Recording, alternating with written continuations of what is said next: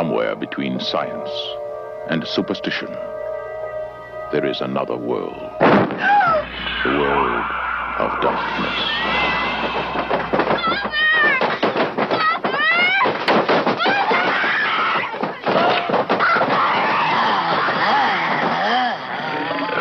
Nobody expected it. All right, let's see what Nobody believed it. And nothing could stop it. There are no experts. You probably know as much about possession as most priests. Look, your daughter doesn't say she's a demon. She says she's the devil himself. I'm telling you that thing upstairs isn't my daughter. Now, I want you to tell me that you know for a fact that there's nothing wrong with my daughter except in her mind. You tell me you know for a fact that an exorcism wouldn't do any good. You tell me that!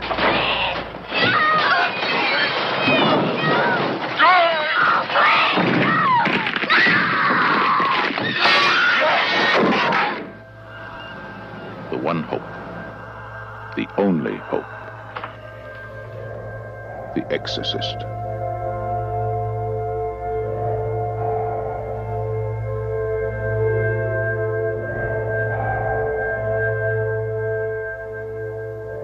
What an excellent day for an exorcism. Welcome back to the Essential Films Podcast, a podcast devoted to the discussion of the greatest movies ever made, or the essential films. I'm Adolfo Acosta, and I'm joined by my co-host, Mr. Mark Espinoza. How are you doing today, sir?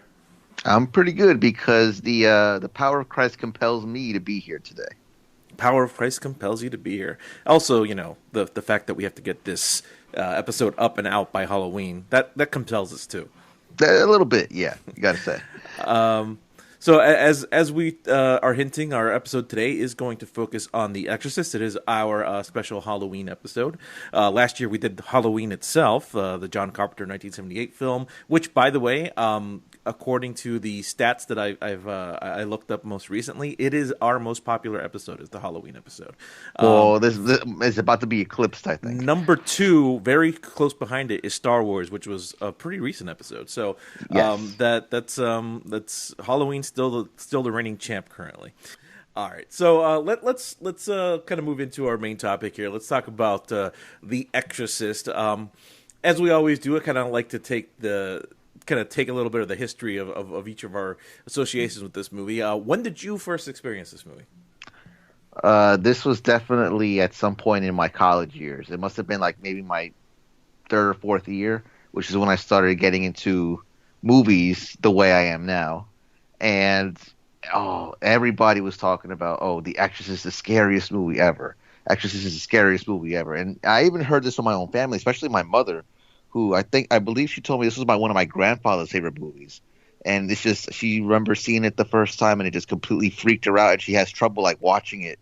She's had trouble watching it ever since. So I was like, I have to see this now. So I seeked it out. I forgot how I saw it. I might have been, maybe I rented it from the library at school, and then I just put it into my DVD player and my laptop during one of my breaks during class, and I just gorged in that, and it was just it's really shocking seeing it the first time, because the stuff that happens in there, you don't expect it, and it's a lot of it is blasphemous stuff, and it's so shocking the first time that you're just taken aback by it.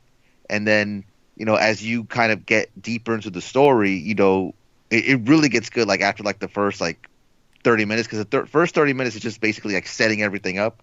But once you get past that 30-minute mark, for the rest of the whole 2-hour running time, it's just nonstop action, nonstop great storytelling, and I really got a kick out of it. And I remember, I think it was a couple years ago, maybe 3 years ago, that the Blu-ray came out, the anniversary Blu-ray, and I picked that movie up quick.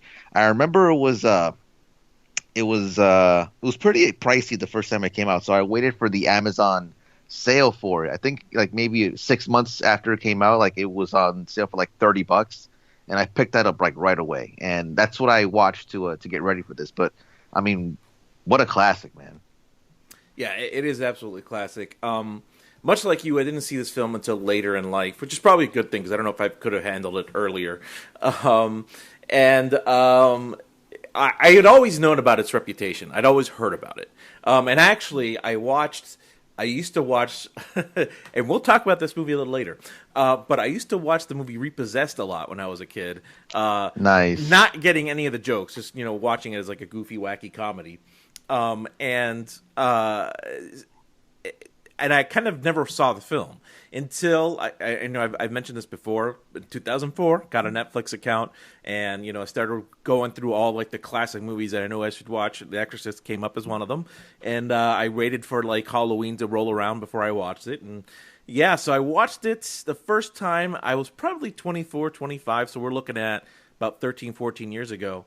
And I was not prepared for that. I thought, to me, it had a reputation as the scariest movie of all time. But, I was, 25 years old. I was like, how scary can it be? I can handle it or whatever. And Right. I sat there in broad daylight. I watched it in the middle of the afternoon. And I remember just sitting there, like, with my mouth open by the end of the film, like, all right, what did I just witness? I think it's been documented on this show that I'm not particularly religious person, but I did grow up Catholic, so a lot of the imagery and and a lot of the blasphemous stuff that happens within the film, even though I'm not religious anymore, that still kind of sticks with you a little bit. So like the whole concept of like a demon or the devil still kind of freaks you out. So it still kind of messed me up a little bit. So I'd say about 13, 14 years ago was the first time I watched it, and on a first time viewing, I was pretty jarred by it. Yeah. There's this. Well, we'll get to it, I'm sure, when we go to the film. But like, where you have the crucifix, let's just say, penetrating something. That's just, that's the scene that I was like, I am so going to hell for seeing this. Yeah, that's the scene that messed me up a bit. And also that's where she is, either right before or right after that, where she goes, "Do you know what she did, your daughter?" Yeah. Anyway. Oh man. So quick synopsis. We'll get into the plot beat by beat in a second here, but quick overview of this film. It's about a young girl named Reagan who happens to get possessed by the devil, or Pazuzu, as some people call him, or at least someone who claims to be the devil. It's a demon, and this demon turns sweet little Reagan into a foul-mouthed, head-spinning, bed-levitating, green liquid vomiting nightmare.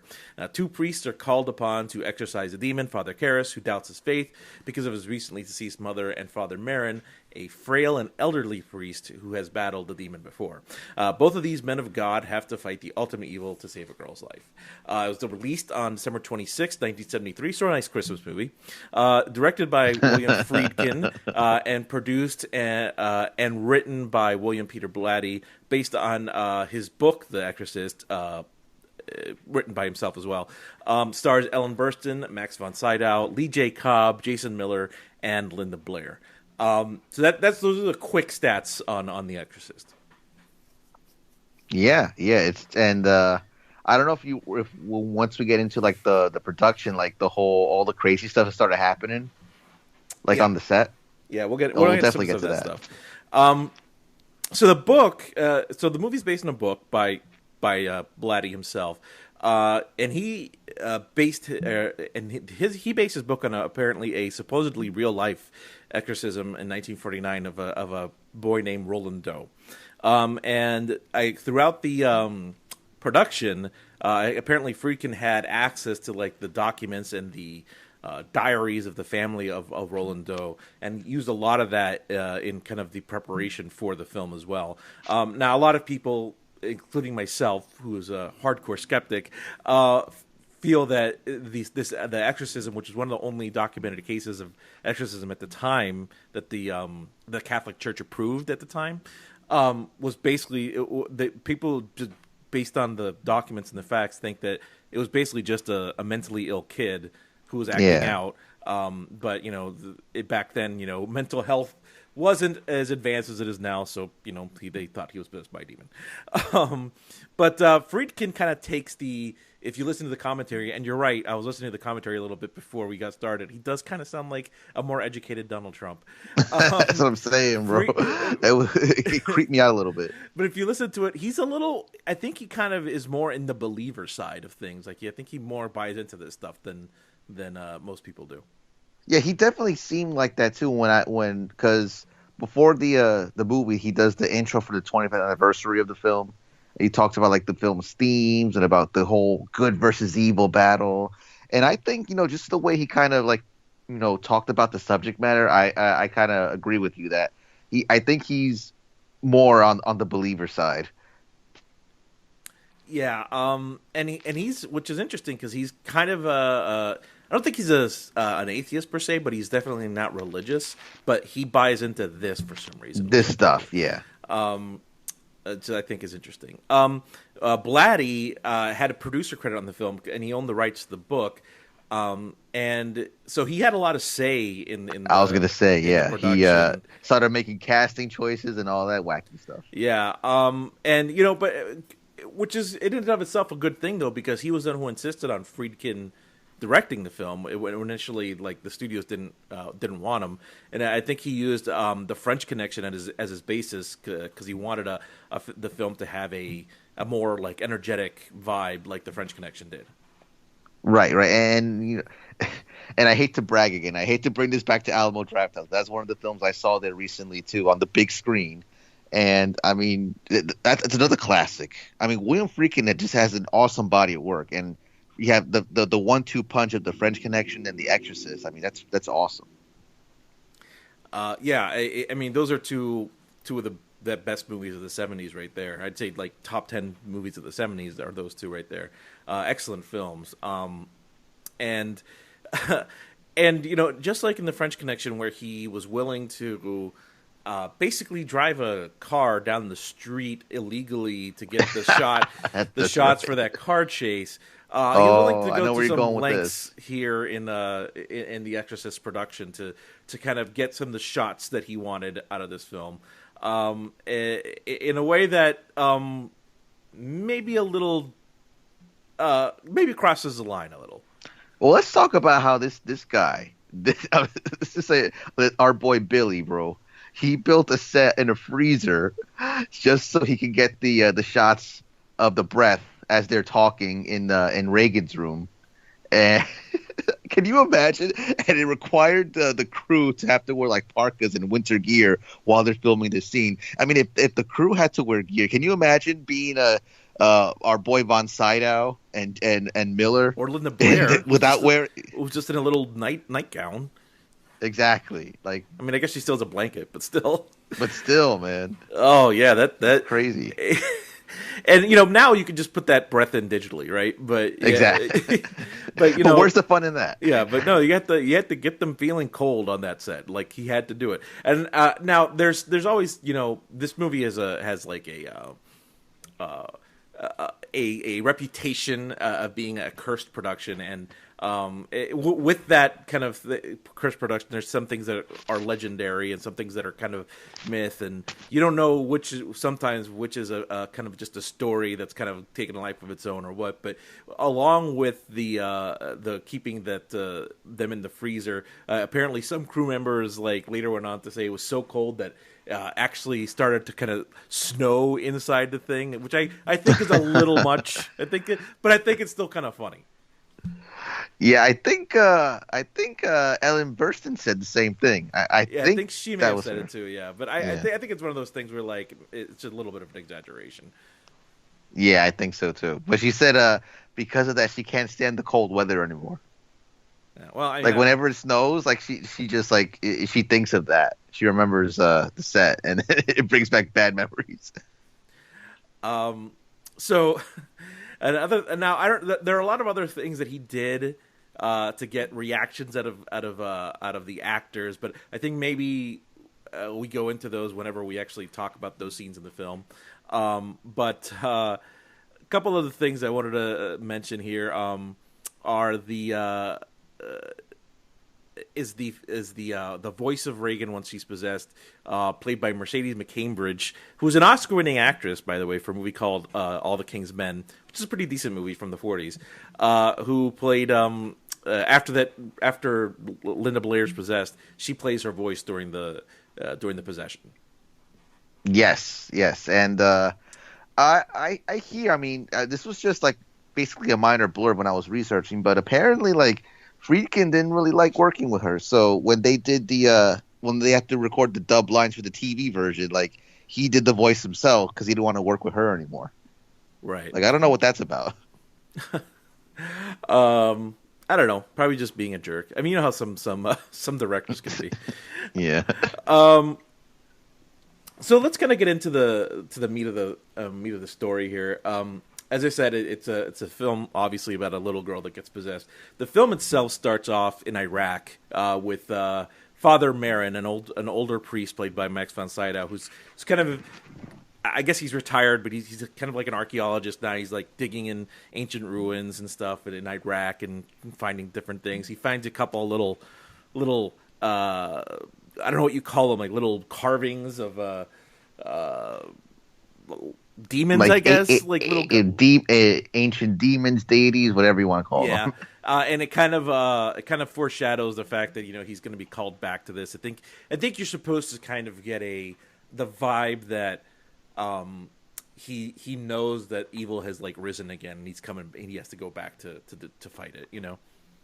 Yeah, and then they have the shot of I guess he's taking his pills and like he's shaking the entire time. At first, I thought he was taking some sort of like ecstasy or drugs. When I first saw it, I was like, "What is this guy on something that he keeps shaking?" But then when I realized, okay, like you don't realize it the first second, but as the film progresses and you see, you know, oh, he knows something's up, that, you know, evil is rising again, and then when it manifests, and, you know, at the end when he has to perform the exorcism on Reagan, that's when you can go back on the rewatch and be like, oh, see, he knows already something's going down. Yeah, and it's listening to the commentary track, and like, you know, I always just thought it was like, oh, they're heart pills, because, you know, he's holding his heart, he's taking the pills. Apparently, according to Friedkin, they are nitroglycerin pills, which after doing some quick research is apparently used for it's a very quick way to open up your blood vessels to like push more blood through, and you're supposed to take it like when you're starting to feel like chest pain or things like that, because basically, you know, because when you have a heart attack, your vessels can constrict and stuff. So if you take this, it opens everything up and it kind of stops that. So that's what he's taking. Right. I always just kind of was like, oh, they're just medicine, but that's actually what it is. That's what it's supposed to be. So that it's kind of this little prologue that whenever you watch the movie for the first time, you're not really quite sure what it has anything to do with the rest of the film. It's very slow. Like for first time viewers, I've noticed that like that whole beginning part is very slow because you don't really know what's going on. Yeah, it's like 10 minutes long too. It's not a short. It's like you said, it's not a short scene. It takes its time. It's a good chunk of the first opening. So then, before we get to that, one thing I kind of wanted to mention is Max Von Sydow's makeup here in this film is kind of amazing, because he in this film he was about 40 years old, 45 years old, something like that. But the makeup is so effective that in this film he looks like what he looks like now. You know, like, that's what I'm saying. So for the longest time, I thought Max Von Sydow was just an old man in that movie, and as years went by, I'm like, wait a minute. Max Von Sydow has to be dead. How is he not dead yet? And then I like looked it up one day and I was like, oh wait, he's just really young in that movie, and the makeup made it. I never that was how convincing the makeup was. It doesn't look like makeup. He hasn't aged a day since The Exorcist. Yeah, right. Essentially. According to some of the research I did, he actually had more makeup on than Linda Blair did. Really? Yeah, which is kind of interesting. That is interesting. Because hers is more theatrical. His was supposed to be more natural and looked a little more. So I guess like it's easier to look crazy as opposed to something that's supposed to look realistic. Yeah, pretty much. So I thought that was. And speaking of makeup, if you've ever watched this film, and the first time I watched this film, it freaked me out. The little subliminal pop-ups every now and then of a white-faced like demon. people tend to have called him Captain Howdy because that's what Linda Blair calls him. But apparently it was just makeup tests that they had for the Linda Blair makeup, and he decided to add those in subliminally just to freak people out because he didn't think they were good enough for the actual makeup for Linda Blair, but he thought they were good enough to freak people out for one frame of a film, which is actually pretty effective. When you're just watching it and you don't expect it and you see like this little white face pop up, it's just going to freak you out. Yes, yeah, because I remember watching it the first time and seeing that. You know what it reminded me of? It reminded me of like in Fight Club when you see the little pop-ups of Brad Pitt. Yeah, that's what absolutely. I got I was reminiscing about that when I was watching Exorcist for the first time. I was seeing those pop-ups, and I think there's a trailer that they did with just the flash images of those shots, which is pretty cool. Actually, it's very seizure inducing. I think isn't that like the band trailer, the one they had to like take out? There was one that was like that, and they had like took it out of theaters because like the studios were like, you can't. This is too much for people. Like, I was scared. I was gonna get a seizure watching it, bro, because it's on the extras on the Blu-ray. Yeah, it's a freaky trailer. It's a freaky trailer. So the film kind of goes into it from we start the actual story at that point. It's in Georgetown in D.C. We have Chris McNeil, who's played by Ellen Burstyn. She's an actress and in town to play a part in some like movie. They don't really ever go into like what movie it is. It's like apparently just takes place at a college campus. She's there with her daughter Reagan. She's kind of separated from her husband, and she's just kind of there. She can kind of get the feeling that this movie she's on is like she's just like a job. She doesn't really care about it, but she's got to live there in Georgetown, and brought her daughter along, brought her like maid and her assistant and everything along, and this is kind of what her life is like right now. Yeah, pretty much. And she's living in Georgetown. She's getting her movie done, and we get to know Reagan a little bit when I think she is from the beginning scene where she's coming home. She says hi to what's her name, Sharon, which I guess is like the nanny or what, like the caretaker of the house or whatever. And then we get to know Reagan a little bit, and after I think it's after the Ouija board, she plays with the Ouija board, and apparently that's when Captain Howdy first shows up, and then Reagan starts acting a little weird after that. Yeah, they play with that Ouija board. Chris feels it move. She's like, "Hey, what are you doing?" And she's like, "I didn't do that." And then the classic Ouija thing, right? Which have you ever played with a Ouija board? I've never actually played with one. No, I've never done that because nobody I knew ever owned it. Yeah, me neither. Like, it's not out of like being scared because I don't believe in that stuff. But it's just I've never had there's nobody ever had one. But I always see it in movies and stuff. There's a whole movie franchise based on it. But I've never actually played with one. I was kind of that has a 50% success rate right now. Yeah, it does. Yeah, exactly. So she talks about this Captain Howdy, who's like kind of like an imaginary friend, or that's what Chris thinks anyway. And apparently not very nice because he doesn't say that his mother's pretty. Her mother's pretty. And she kind of just doesn't really pay too much attention to it at first. She kind of ignores it for a little bit, but it's kind of the sign of things to come. Yes, because then, like I said, she starts acting a little weird. She starts like making these random noises out of nowhere. She starts using foul language. She starts stealing, and then eventually it kind of like the whole like peak of that before things get really bad is when she comes downstairs during Chris's party that she's having, and she tells that astronaut, "You're gonna die up there," and then she starts urinating on the floor. So after that happens, that's when we get the first bed shake. I think right is after that. I think so. Because that happens before she gets first taken to the doctor. Because right now, yeah, you're right. Chris thinks she's just sick. You're right. That does happen before she takes the doctor. But before you get to that scene, you're also kind of taking on this parallel story of Damien Karras, who is this priest. He's trained in psychology, So he like went to school for psychology. He's a priest, and you get the whole story of him kind of. He's got a very sick mother, you know. She's dying. She's very proud of him because he's a priest or whatever. But she's dying. He's got a crisis of faith. His mother lives in the very like ramshackle neighborhood. There's homeless guys asking him for money.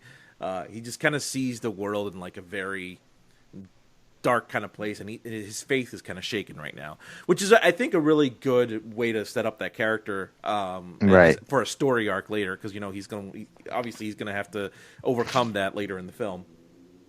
I love the whole the conversation he had with his uncle when they were visiting his mother in the hospital or wherever she was, and he was telling you, like, if you had gone to psychiatry on your own, you'd have your own practice, you'd be living in a penthouse, and your mom would be well taken care of, and it's basically trying to make him feel guilty that he went into the church. Right, exactly. He has a kind of a heart-to-heart with another priest, tells him basically, I'm not really cut out for this. I'm having this crisis of faith. It's not going to work out. And he's having this whole thing at the same time that it's kind of funny because the way they parallel, because as he's losing his faith, the stuff happening in the McNeil household is getting increasingly more supernatural. Yes, and like we kind of alluded to already, right now at this point, Chris just thinks that maybe Reagan's sick. Something's wrong with her. We don't know exactly what. We don't suspect anything nefarious yet. But then I think when she goes to tuck her in, I think how she's alerted to is, I think Reagan starts screaming, and then Chris runs into the room, and the entire bed is shaking. And no, it's not an earthquake, because she actually jumps on the bed. She gets on the bed and she feels it like literally shaking out of, they don't know how it's happening, but it's shaking. And then at that point, she that's when they start taking Reagan to the doctor to see what's up. Right. So it's at that point, whenever they're taking, they run a bunch of, you get a kind of a series of scenes where they're running a bunch of tests on her, including like I think it's called I don't know what they do. Like they stick this needle in her neck or something, and like all this blood squirts out, and they're doing stuff on her spine, try to get like fluids out of there and stuff. All sorts of things. They're trying to they could basically run her through a series of physical and mental tests just to see like what it could be. But after they get all the results back, she's fine. Like completely healthy. From a physical standpoint, she's fine. So the doctor thinking, well, it has to be mental. It's a mental issue right now. So that, and of course, obviously, the more they kind of deny what's happening, the sicker Reagan is getting, and the more desperate Chris starts to get. Yes, and I think it's at the behest of like the doctors at the end, because there's the wacky scene even right before the scene I'm talking about now, where the psychiatrist is with Reagan, and he kind of hypnotizes her to try to, and the typical psychiatrist stuff, like what they'll try to, at least what they used to try to do, is they hypnotize them and then they try to get them to answer questions in that hypnotized state.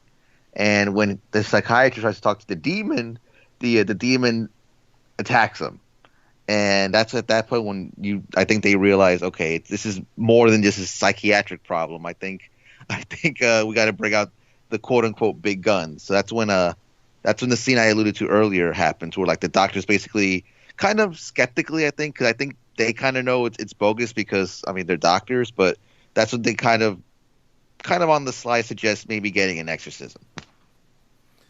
Right, and they kind of say it in like a, look, we don't believe this, but because she has this mental condition, going through the ritual of an exorcism might like jar her out of it, like out of this mental state. Like they're saying, like it's more of like a trick to like get her out of this state, so that she believes she's being possessed by a demon, so that she'll get it out of her system, right? Exactly, pretty much. And that's kind of like what they're thinking. It's to which of course Chris McNeil's like, "What are you? You guys are insane." then going back to Father Karras, he's then kind of questioned, because there's a scene earlier in the film where there's some unexplained, actually. I don't think they ever explain it, but there's some unexplained vandalism done to some church iconography, right, in like some churches and some statues and stuff. And Lieutenant Kinderman, played by Lee J. Cobb, the great Lee J. Cobb bro. From our Underwater Front episode. He's who's hilarious. I love his performance in this movie. But he's the cop. He wants to interview Karras, who's as a psychology expert. And basically, this is yet to do anything with the McNeils at all. Right? By the way, he's still just kind of looking into this this vandalism, thinking that there's a connection to like some like satanic ritual stuff that he believes might be connected and things like that. So he's trying to get his input on it. And then that kind of comes back a little later once Father Karras gets more involved in the McNeil thing. But that's the introduction of Kinderman and the relationship to Karras. I think it's kind of an interesting situation there. Right. Yeah, and I mean he's we didn't talk about this either. Like he's asking him about the death of Burke Dennings, who was the director, I think, of Chris's movie. But I don't think that's happened yet. That hasn't happened yet, has it? Oh, well, when he meets Karras, that he's asking him about the way that he died, that they found his neck completely turned around. You are right. That has happened by that point. You're right. He had because she had come home. Because Chris had come home, I'm getting my chronology mixed up, and she found that Reagan was by herself, and then they later find out that Bert had jumped out the window or been pushed out the window, and his neck broken. Later we found out down the Exorcist steps, the infamous Exorcist steps, which is a real thing that you can go and visit. Yes. Apparently people do and take pictures and stuff like that, which is something I would totally do if I was there. I mean, as a movie nerd, I would totally do it. I mean, I'm a movie nerd, and I pass the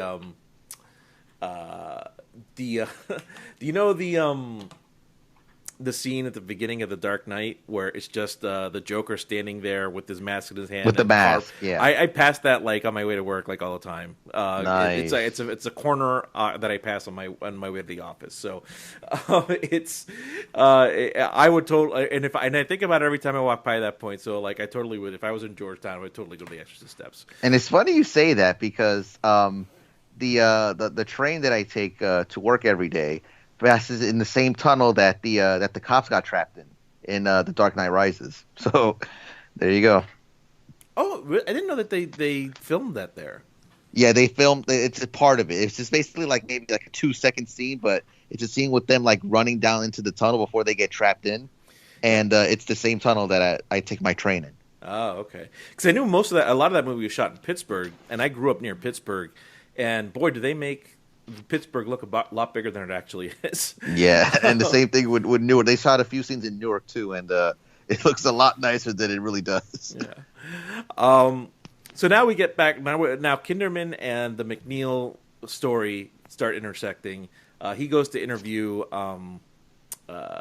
Chris McNeil about the accident. Starts asking about all sorts of different questions. He notices like the little demonic little statues that she has, that Reagan has, that she's like kind of sculpted and stuff. And you can tell that he's kind of formulating something in his mind. He knows there's a connection to the death of Bert Denny's there, but he doesn't really know how it fits all together. He knows there's something to do with the vandalism and the satanic stuff and his death. There's something going on. He just can't put it together, but he knows there's more to meets the eye here. And even when just mentioning exorcism, he's already skeptical right off the bat. He's like, unless you want to take a time machine to the 16th century, I don't think anybody's going to approve an exorcism for you.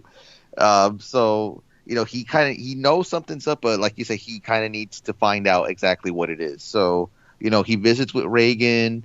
I'm talking about Kinderman at first. You're talking about Karras. Yes, talk about Karras. Oh, okay. Oh, you're talking about the Kinderman thing where she's at the house. Okay. Yeah, and then he asks her for the autograph. Oh, where he does the whole Carney. My daughter is actually for me line. So that was funny. But like immediately after Kinderman leaves, that's when the supernatural stuff really starts happening. Because at that point we get the crucifix scene. This is the crucifix scene, right? So we, as soon as she closes the door on Kinderman, she hears all this stuff going on upstairs. She runs up. Stuff is literally flying in the room, and she is stabbing herself in the groin. I think that's the most PG way we can say it. With the crucifix, making it all bloody, and she then shoves her mother's face into it and says, "Lick me, lick me." And then after that, as people are trying to run to her, to her rescue, the door slams shut. The chair kind of flies into that, blocking people from getting in. She tosses Chris across the room. We'll get to that in a second. All sorts of stuff happen. Then her head spins around. So now we know, and this is why I think the movie is really good. Is that I'd say movie's going in about an hour at this point. At about this point, now we know going into it, it's a supernatural movie. But within the story, at that point, you could still say that could be a logical explanation for everything, right? Everything that's happened up until this point could be explained by some sort of natural thing, right? Even the bed shaking, she could have, just summoned the strength to make it vibrate, right? Right. But this is where it absolutely goes out the window and no, this is supernatural. Things are moving on their own. Her head spinning around her neck. Everything. This is when stuff is crazy now. Yeah, and it's you hear stories of the contemporary stories of the time about people throwing up and fainting from watching specifically scenes like this in the movie. I mean, I'm sure a lot of it is carny stuff, but still, I can't even legitimately imagine being in an audience in the 70s watching this and just how to react. I remember, I think I read a story how theaters had to give out barf bags for people seeing the movie because, and it's funny because I saw during the Shaun of the Dead pre-show they showed the trailer for The Return of the Living Dead, and they advertised there that the theater would great movie, yeah. And they advertised how the theaters would give out barf bags to people who asked for them. So it's and I remember reading articles about The Exorcist and how theaters had barf bags handy for people if they requested them. And it's when you have stuff like that going on, I can imagine how I can imagine people actually having to use them. Yeah, it's funny because this movie was kind of unprecedented in the amount of violence, profanity, imagery, blasphemous imagery, blood, gore, all that stuff. It was so disturbing to people. And there's a review. If you look at Roger Ebert's original review, he liked the film and he rated it favorably. But and remember, this is a time when X ratings were still a thing. He said it's astonishing. I don't remember the exact wording, but basically he's astonishing that the movie is only an R when it should have been an X. That's kind of and you know what? If you look at it now in 2017, it's a little messed up, but this movie would still pass for an R now, right? Yeah, it would. But you haven't seen that level of imagery before in movies, really. At least not to a wide general audience, maybe in cult cinema, right? But certainly not in a major studio release that was targeted to mainstream audiences. Right. So this is one of the situations where, in this scene, where we're going to talk about how William Friedkin is kind of a sadistic SOB. Ellen Burstyn suffered a bad back injury during this scene because she was basically jerked when she gets thrown off by Reagan, and she's jerked back. She's jerked back so hard, and she lands on her back, on her, what is it? Her coccyx. Coccyx. Yeah. When she got jerked so hard that whenever she lands and she screams, that take is actually Ellen Burstyn screaming in real pain. That shot was actually used in the film because it was so authentic, because she was actually in pain, which it's one of those things that's like, yeah, that sounds about right. That's kind of a dick thing to do, and I hate to use that word here, but like it really is. Yeah, it's one of those things that he one of the many times he tried to get authentic reactions for the scene from the actors. So now at this point, again, absolutely, this is now a supernatural thing. There's no denying it now, and this is whenever she's willing to go to the priest to seek an exorcism. And that's when she reaches out to Father Karras. And, they meet up, and she's basically telling him what's going on. And, it all ends with her basically asking for an exorcism. And that's what I kind of alluded to earlier. I got my timeline mixed up as well about how, if you want an exorcism, you have to take a time machine and go back to the 16th century. And then, she basically pleads with him, please, at least, come see her. I'll come see her as a psychiatrist. But the church has to approve an exorcism, and I don't think they're going to do that. Not in this day and age. So that's when he starts the visiting her, and that first visit already kind of sets him off because of what. Let's not say Reagan. Let's say what the demon says. Right. She starts. She starts saying she doesn't speak Latin in this scene, does she? That's the next one. All right, but she does say something about his mother, who just died. And at this point, she's disgusting. She's got green stuff coming out of her face. But this is the vomit scene, I think, because it's the first meeting. Yeah, this is the first meeting. So yeah, she vomits on him again. Another Billy Friedkin move. Billy Friedkin dick move. Supposed to the vomit was supposed to hit him in the chest. Instead, it hits him right square in the face, which gives him that much more disgusted look on his face. And Jason Miller, by the way, while he was a trained actor, this was his first movie. He had not been. I'm sorry, I just watched. I just had that scene on in the background, and his reaction is kind of hilarious after he gets hit in the face with the pea soup. Because it's the actual face of disgust. Yeah, with Campbell's being played, soup. Bro. Yeah. Well, I'm sorry, I forgot what I was talking about now. Miller, his first movie, but he's a stage actor. Yeah, he was a stage actor. There was a couple of people that were kind of circling the role, including I think Jack Nicholson was talked to. And Jack Nicholson, yes. And I forget who the studio was pushing at first, but Friedkin kind of pushed for Jason Miller after seeing him on stage in some local production, and turned out pretty well for Miller. He got an Oscar nomination for it, so pretty. I mean, he's good in the film. He's very good in the film.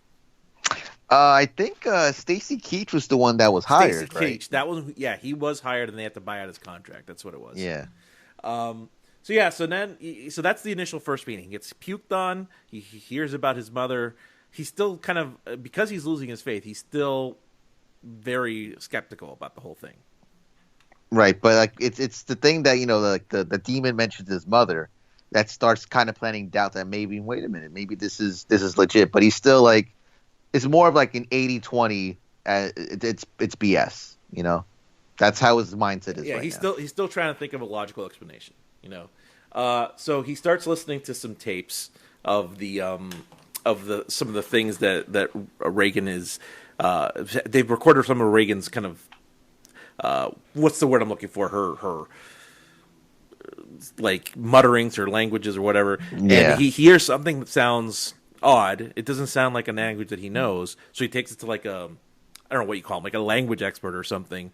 And the guy's like, "Oh yeah, this isn't. This is technically a language he knows. It's English. It's just spoken backwards." So that's whenever more doubt starts to seep in.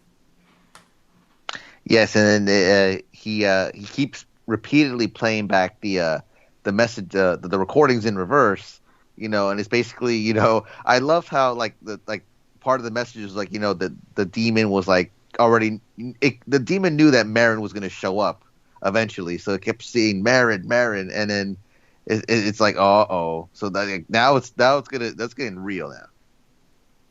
Yeah, but what I think is interesting that Friedkin does is he still. I'm not sure what the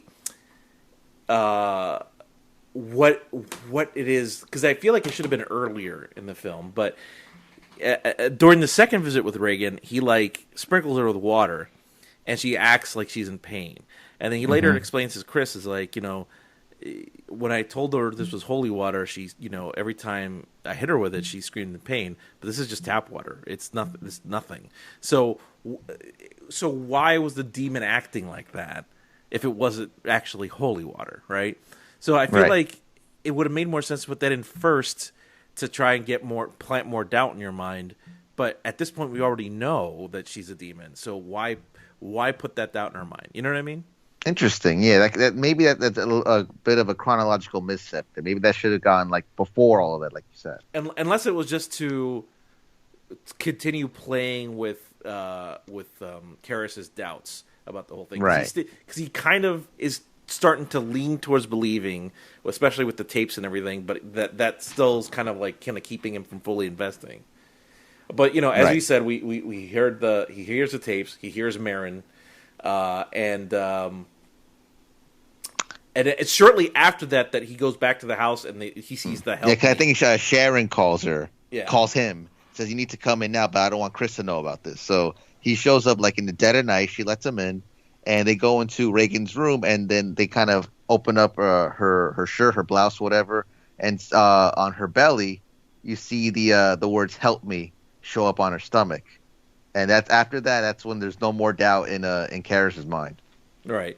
So he goes to the Catholic Church, and he gets his the official permission to get the exorcism done. And also this is when we get Father Marin kind of back into the story. They talk about, and they kind of give you some backstory how he was he was a priest, and he used to do exorcisms, and he's just the last one nearly killed him. Yeah, but they say he's the best person for the job. So, and then Karras also volunteers to be his assistant during the ritual. Right. So now this is where we get to the big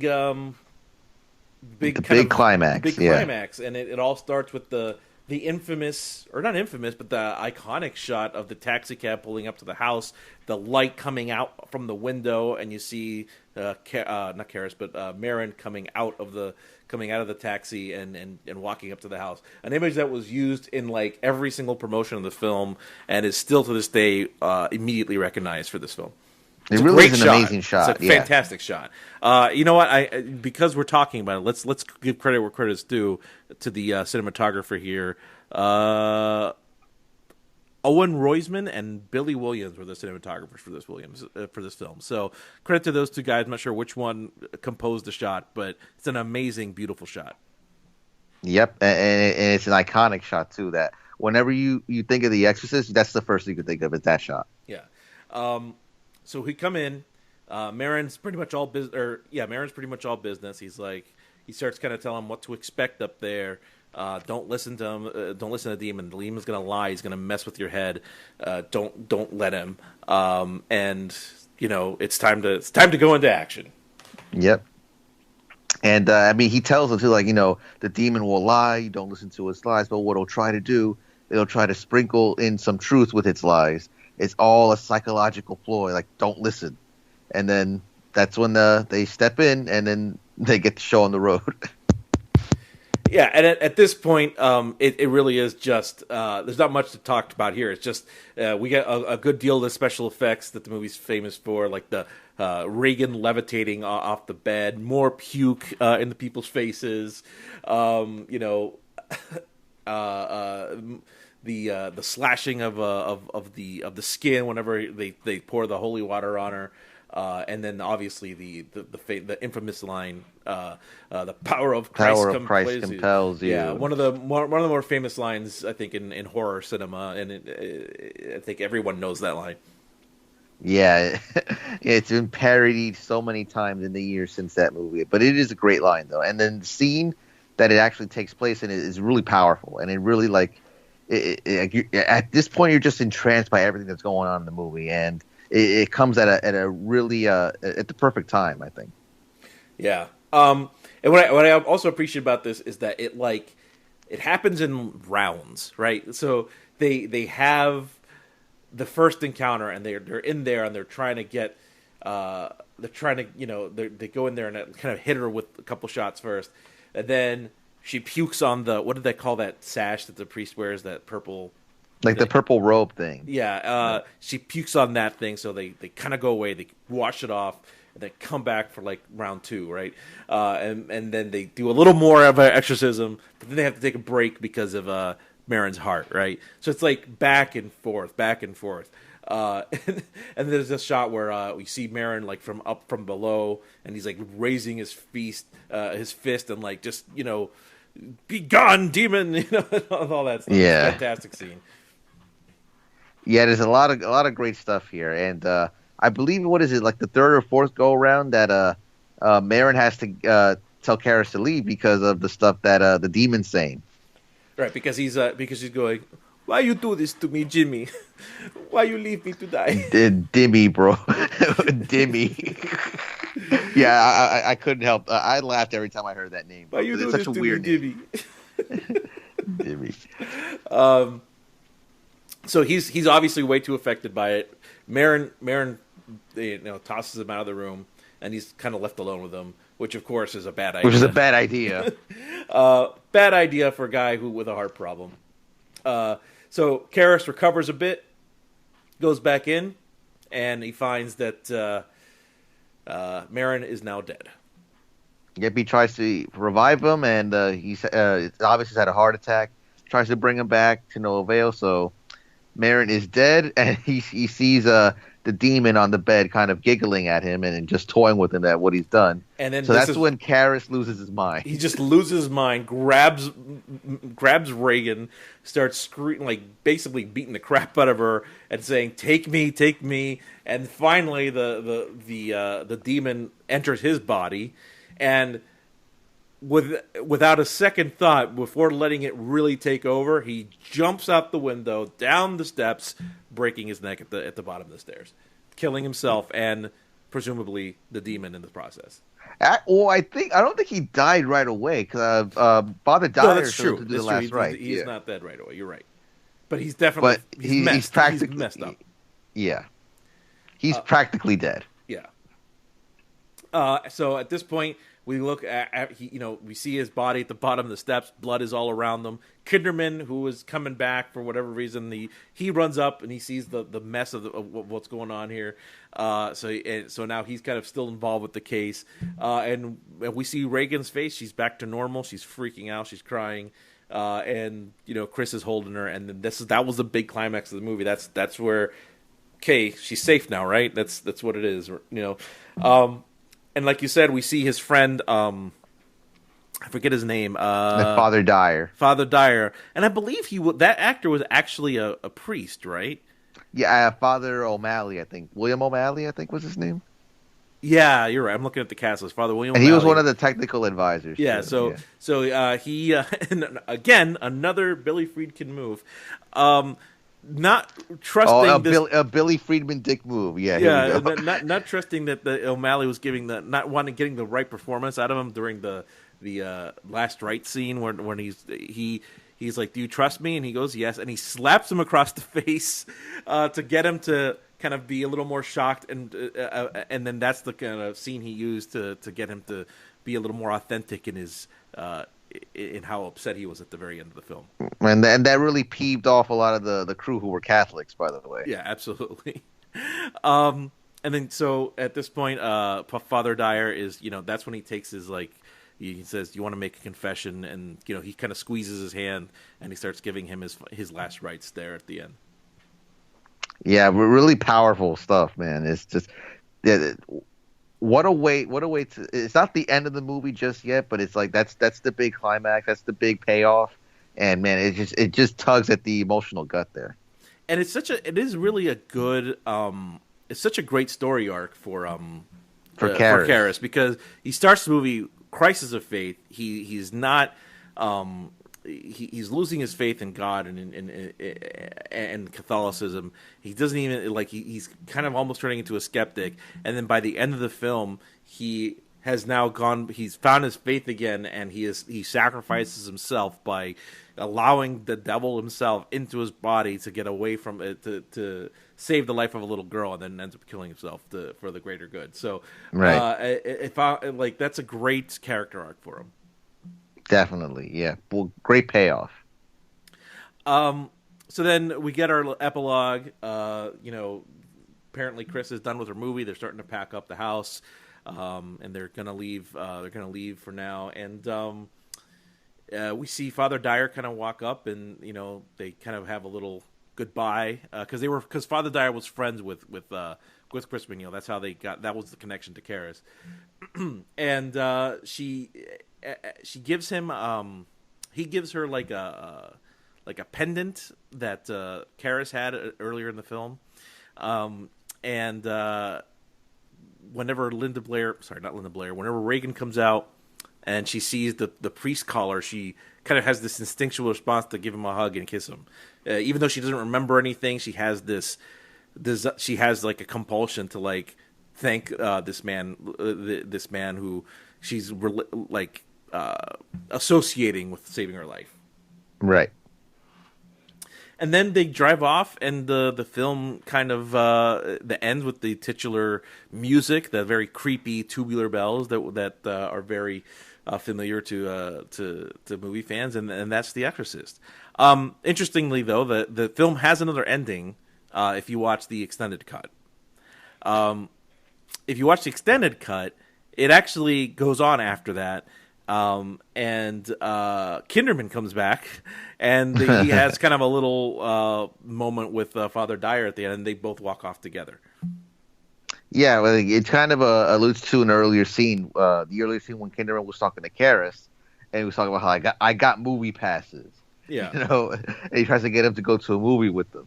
Yeah, and he does it again with this one, it's I think it was Othello in the original scene, and then in this one with Dyer, I think it was Wuthering Heights. Yeah, right. And he says like with Groucho Marx and somebody else. Yeah, and Katharine Hepburn. I think Katharine Hepburn. Yeah, I like the original ending better, where it just kind of ends after they drive away. I didn't really. I mean, it's a fun little scene, but it's not really. I don't know. It's not really necessary. It's kind of like. It's a weird mood killer because like the original ending has like just the Father Dyer staring at the stairs, the music comes on, and then he leaves. Right.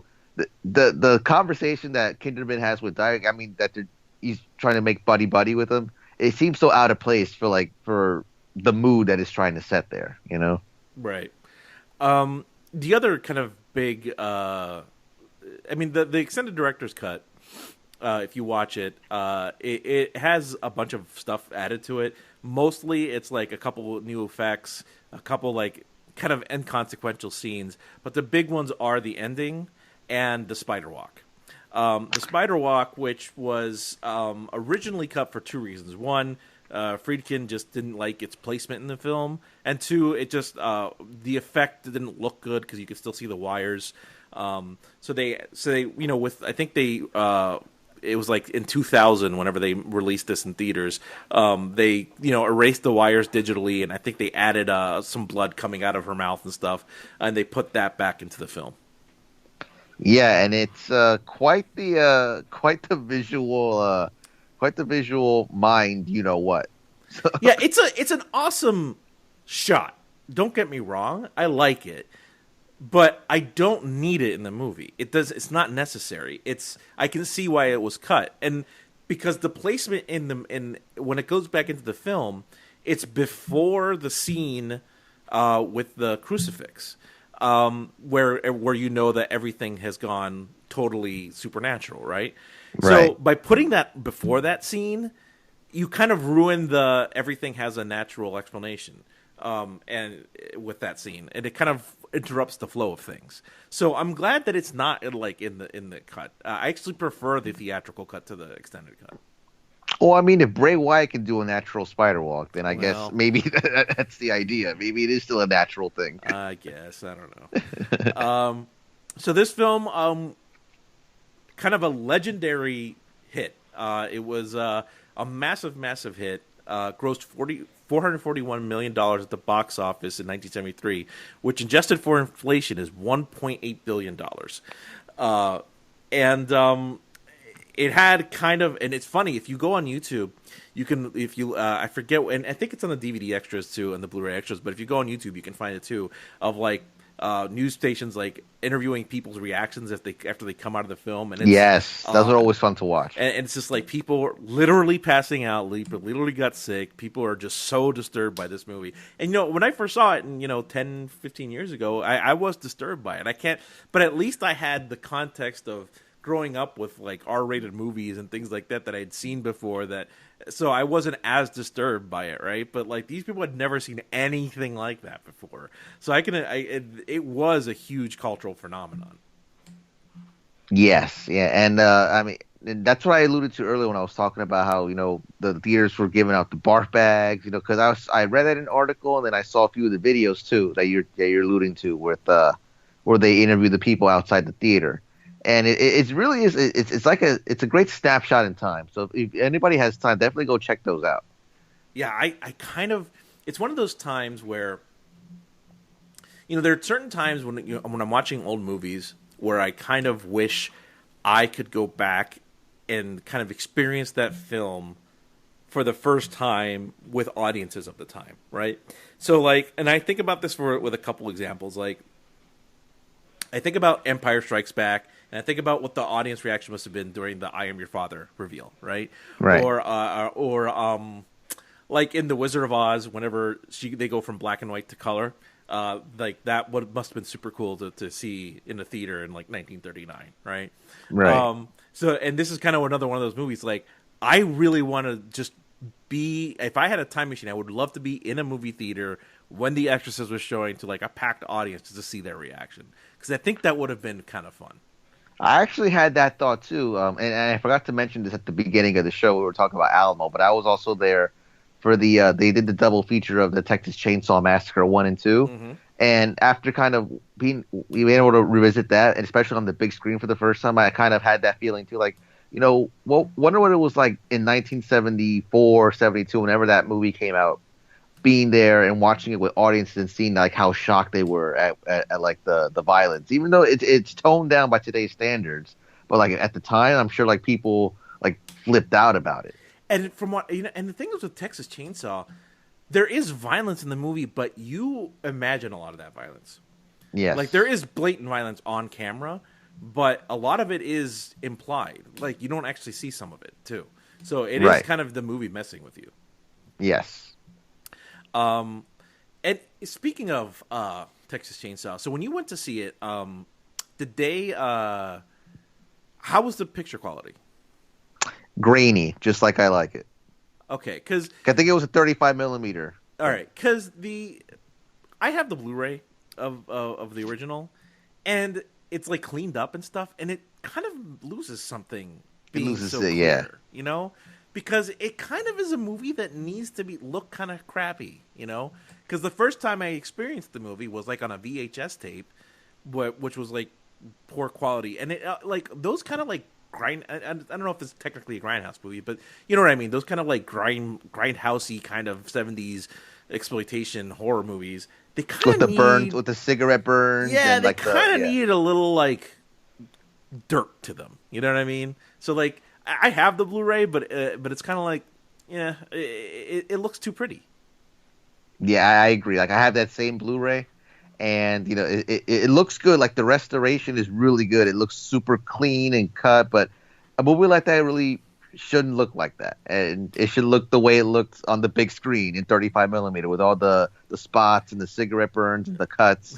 Like maybe, that it adds to the mood. And maybe Toby Hooper, rest his soul, would disagree, but maybe he would have wanted it to see in the best possible way it could be seen. But maybe, yeah. But for people who like grew up on that stuff, like you kind of almost want it to look dirty, and I don't know. Anyway, I mean, that was the whole. One of the aspects that when Tarantino and Rodriguez at Grindhouse had, like, they purposely like made the film like look crappy, and because something like that kind of, especially if it's a horror film, it adds to the mood. I think. Right, it absolutely does.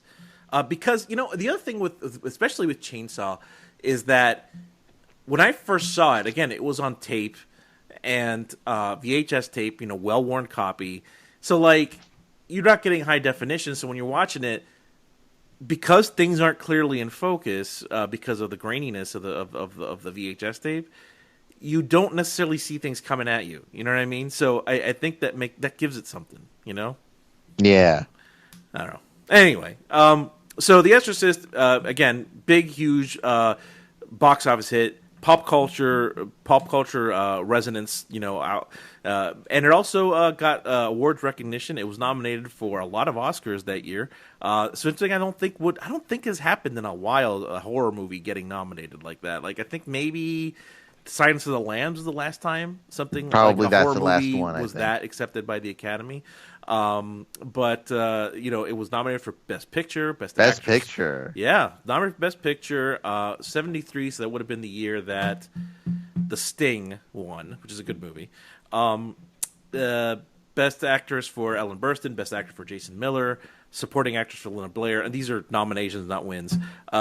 Best Director for Friedkin, also nominated for cinematography, art direction, and film editing. It did win 2 for writing and sound. Those are two pretty well-earned ones. Definitely. Appeared on many AFI lists, and spawned a franchise, sort of, but none of them have ever really equaled the quality of the original. I actually... Wait, hold on 1 second. There are sequels? Oh, wait, you don't know that? I'm being sarcastic. Oh, okay. I don't acknowledge anything other than the first one. All right. So I actually did some watched the part 2 and 3 in preparation for this podcast. I've heard and they were first time watches for both of them, by the way. I've heard of the infamous crappiness of part 2. I was not prepared for how truly bad this movie is. It's horrible. It's absolutely terrible. I can't. I mean, it's embarrassing that they even put an Exorcist name on it. It takes place like several years later. Linda Blair, it has Linda Blair and Richard Burton, and Louise Fletcher from One Flew Over the Cuckoo's Nest. And Burton like is overacting and hammy. Louise Fletcher is phoning it in. And Linda Blair is in that kind of a paycheck movie. Yeah, bro. Linda Blair is in that awkward stage of like not a kid anymore, not quite an adult, but kind of uncomfortably sexual. And it's I can't even go into how bad it is. It's really there's a hypnosis machine that allows the priest played by Richard Burton to go into to Reagan McNeil's mind, Inception style. It's bad. It's bad. Don't make the mistake I did and watch it out of curiosity, because it's really bad. Part 3 is better. It ignores part 2, like as if it didn't happen. Good. But it adds stuff that's really odd. It's not about an exorcist at all, even though it's called Exorcist 3. It does still have to deal with demon. It's about basically a couple of things happen. One, Kinderman is not played by George C. Scott because I guess Lee J. Cobb was dead by that point. And he's been buddies with Father Dyer for like the last 20 years, and they're buddies and they hang out together. There's a new serial killer out and killing people, and it's doing it in the same style of like another serial killer from like 20 years ago that was never mentioned in the original movie, but now they're bringing it into canon like it matters. And that killer is played by Brad Dourif of Child's Play fame. Yes, that's right. And basically, I'm not going to spoil it here for everybody, but it's a bad movie, so don't watch it. Basically, it's the demon that possessed the original serial killer is now possessing the body of Damien Karras, who didn't die at the end of Exorcist 1, but was locked up in insane asylum, and now possesses other geriatric patients to kill people by chopping off their heads. It's really stupid. It's really bad. The only saving grace is the Brad Dourif's performance is actually really, really good. But there's like literally like 15 minutes of him just talking to the screen and monologuing, and it's like, why is this in this movie? Why is this happening? It does have, I will give it credit, it has a really, really good jump scare in it that totally caught me by surprise. And if you YouTube Exorcist 3 jump scare, it'll take you right to it. And it's actually very effective. I did not see it coming. I mean, I knew something was going to happen, but I didn't know what, and it just comes out of nowhere, and it's very effective. Other than that and the Brad Dourif performance, it's horrible. George C. Scott is like gorging himself on scenery. It's bad. The other two movies are Exorcist: The Beginning and Dominion, a prequel to The Exorcist, which are technically kind of the same movie. I didn't watch these because they're not available on streaming anywhere.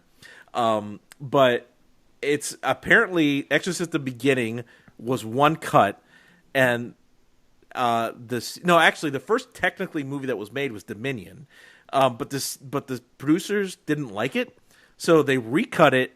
Released Exorcist: The Beginning, that bombed, and then a year later they threw out the original cut and called it Dominion, and that also bombed. So it has like these two prequels that are both the same movie but re-edited. That's crazy. I've never seen those. I out of curiosity, I did buy them on Amazon DVD under the used section for $1. So I should be getting those in about a week or so, and I'll report back later just to tell you if they're any good. But if I can buy them for $1 used, they're probably not great. So we will revisit this in the next episode then. And then the other thing I did want to mention, the movie did inspire a Naked Gun / airplane style parody in the form of the movie Repossessed. Have you ever watched Repossessed? I've never seen it, but that's on my bucket list. I'm kind of sad about this movie. First of all, you can get it. You can buy it on streaming. It's on iTunes for like $5. It's not in HD and it's in 4:3, but you can buy it for $5. I watched this movie a lot when I was like 10 or 11 years old and thought it was hilarious. And when I watch it with 37-year-old eyes, it doesn't work anymore. It's really not funny. There's a couple of things that are kind of funny, but there's some jokes that because first of all, Linda Blair comes back to play the possessed person's role again. She's not called Reagan, but she's a person that was possessed in another earlier in her life, and she's like a full-grown woman. Leslie Nielsen plays the Father Merrin type, and he's got a bad heart and everything. And the exorcism at the end is like aired on broadcast television. It's all wacky. The jokes fall really flat. The only really funny thing is during the exorcism, all of a sudden, out of nowhere, Mean Gene Okerlund and Jesse Ventura start doing commentary on the exorcism. And they'll cut back and forth to like their commentary.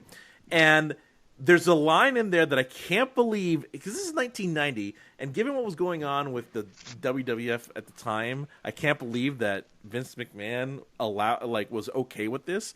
But the Reagan McNeil character said something about steroids or something about that, and they cut to Mean Gene and Jesse again, and Mean Gene says, "Hey now, steroids aren't used in wrestling anymore." And then there's a pause, and Jesse Ventura goes, "Or any less." And they cut back to the movie. I'm like, I can't believe they did that joke. They're actually kind of funny. Their bit is kind of funny, but I think it's only funny to me because I'm a wrestling fan, and and I got a nostalgia kick out of it. But I don't know how funny it actually is if you're not a wrestling fan. It's not a funny movie. It really, it's an interesting. It's really short. It's like 90 minutes.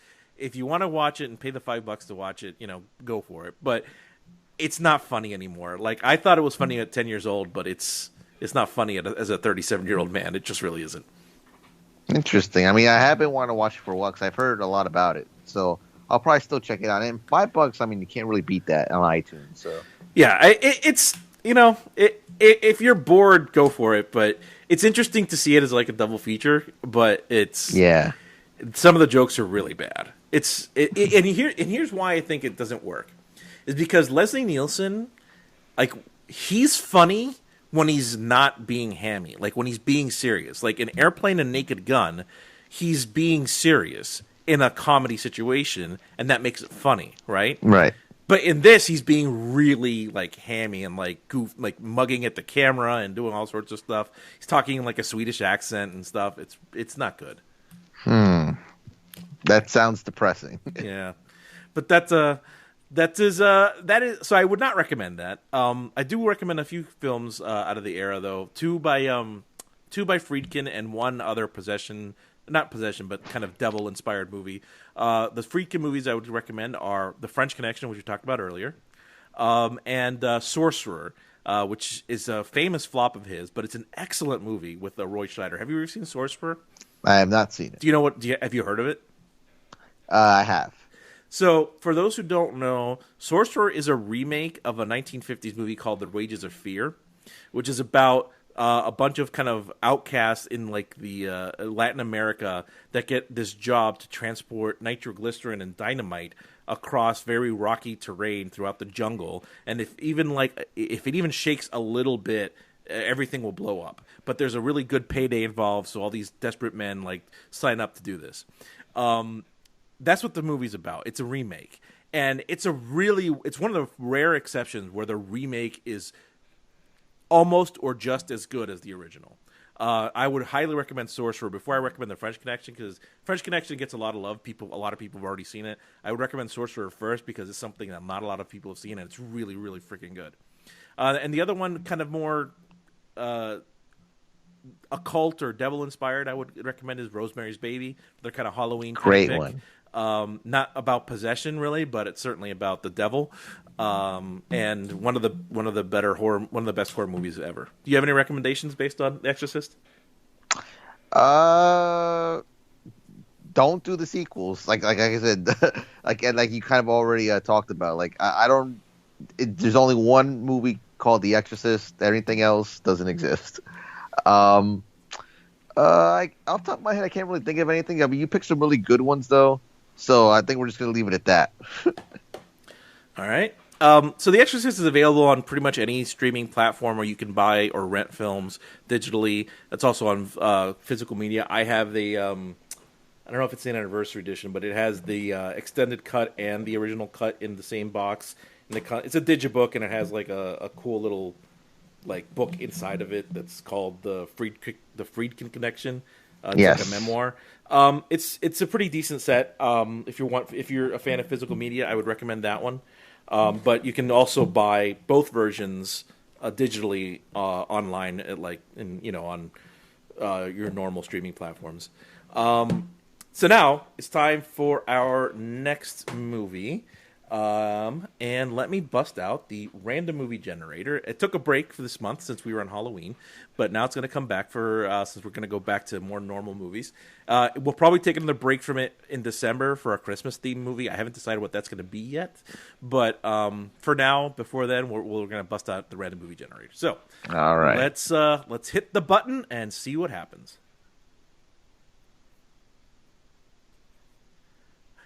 Okay, so it's spitting this out, and it is... okay, this is kind of the opposite of what we just talked about. And it's actually a movie I just mentioned, not 10 minutes ago. Our next movie will be The Wizard of Oz. Nice. All right. I mean, this is way counter-programming to The Exorcist. Most definitely. But that'll be our next film, is The Wizard of Oz. We get to bust out a lot of classic lines here, too. Yeah. So be on the lookout for that. EssentialFilmsPodcast.com is the website where we post all the episodes, and as well as some blogs and some articles and some countdown lists and all sorts of stuff.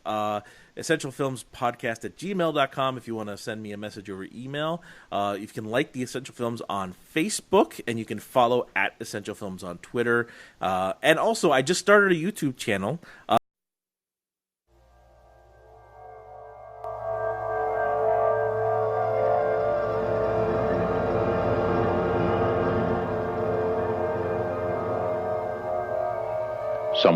between science and superstition, there is another world. The world of darkness.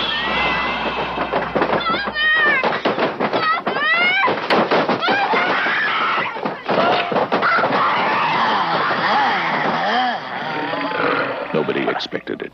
All right, let's see what the... Nobody believed it. And nothing could stop it. There are no experts.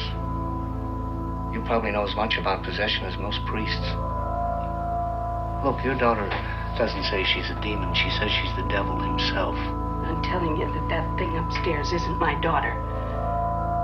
Now, I want you to tell me that you know for a fact that there's nothing wrong with my daughter except in her mind.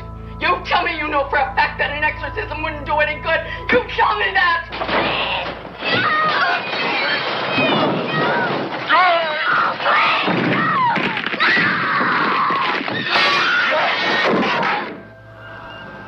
The one hope. The only hope. The Exorcist.